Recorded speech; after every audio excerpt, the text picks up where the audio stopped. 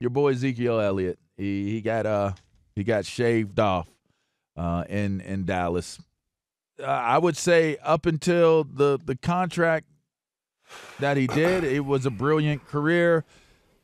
I don't know what was it, injuries, was it distractions, was it just the team wasn't that good. I don't know what took place for Zeke to take such a different, I guess, trajectory level after he got his contract. But how do you guys see his career so far? How do you guys see his legacy, in terms of as a Dallas Cowboy? Zeke had a good career, man. The problem is when you come out of the gates, how he came out, if I'm not mistaken, his rookie year, Zeke had over 1,600 yards as a rookie. He never had 1,500 yards a season the rest of his career. And you got to think, last 2 seasons, they've been playing 17 games. And so the extra game, really? That rookie year was so great that Ezekiel Elliot had. He couldn't live up to that. He was always a good back after that. But when you come because he was rookie of the year, he was offensive MVP, player of the year. Tough to. It was just once he signed the contract. I just pulled it up now. Once he signed his contract, he had 979 yards. 1,000 yards, 876. And so that's the problem is when you come out of your rookie year is not just good. He had a great rookie season. If you improve upon that, you're starting to position yourself as one of the greatest backs to ever play, and it just started to go downhill from there. But he'll always be one of the better Cowboys running backs. When I think Cowboys running back, I think Tony Dorsett, Emmitt Smith, Ezekiel Elliott. You know what I say, man? I think he had a good career. I wouldn't say great. I think him playing in Dallas will lead to a lot of differences of how I think his career went or how we think his career went. But I think he had a solid career based on the teams and the offense that we have seen him play on. But, we've seen this happen, like over the last 10 years, the decline of running backs. Like the first 3 people that come to mind, Larry Johnson, Le'Veon Bell, and you look at, Derrick Henry. And what those guys have in common is load management. And we've seen these guys year after year begin to decrease because – you're talking about. I saw yesterday. I think Derrick Henry had 396 touches last year. I think Larry Johnson had two or three consecutive years where he carried the ball 400 times, and you can't sustain that, over longevity and over a long career.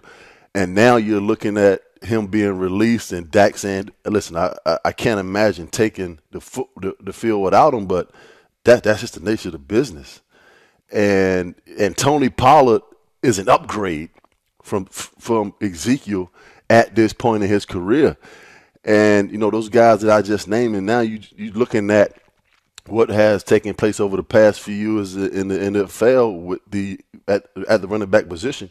You can get you a Tony Pollard. You can get you a Boston Scott in the 6th round. You can get you a Austin Eckler. You can get you a Miles Sanders. Isaiah Pacheco in the 4th, 6th, and 7th round without playing these $15, $20 million salaries at the position because the longevity for this position is not in these guys' favor.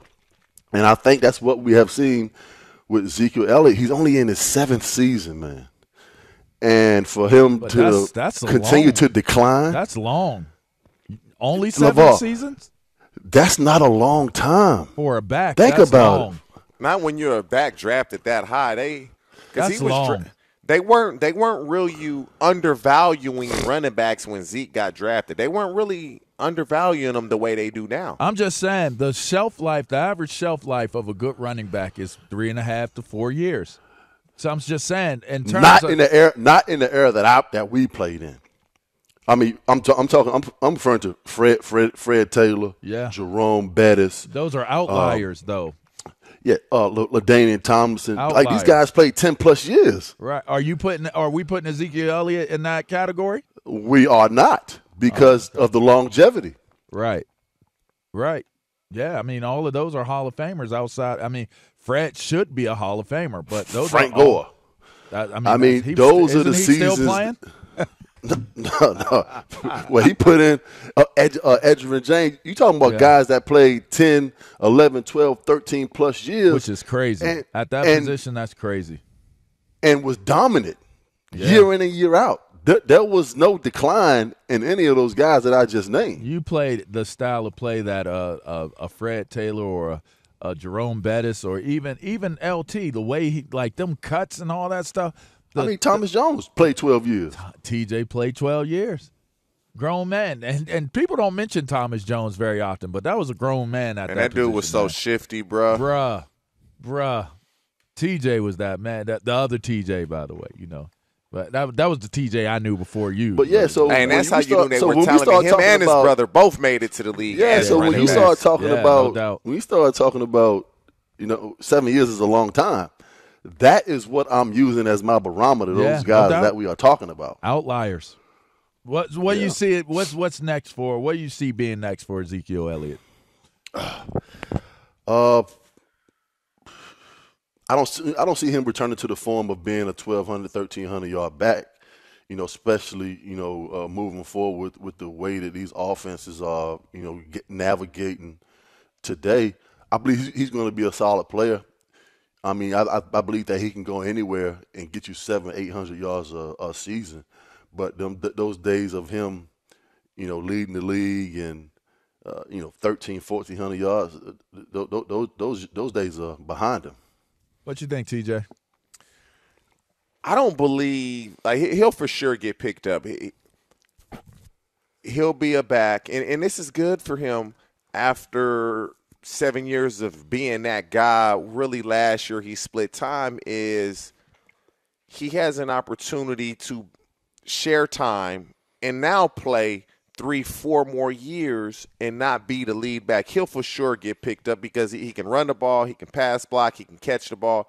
He can play all 3 downs of football, and he's a good player. He's just not what he was, and it's crazy because he's still in his 20s and it's like he's not what he was. 27, and he's still young. I don't know, man. I saw him decline, and I don't know what it looks like. Maybe a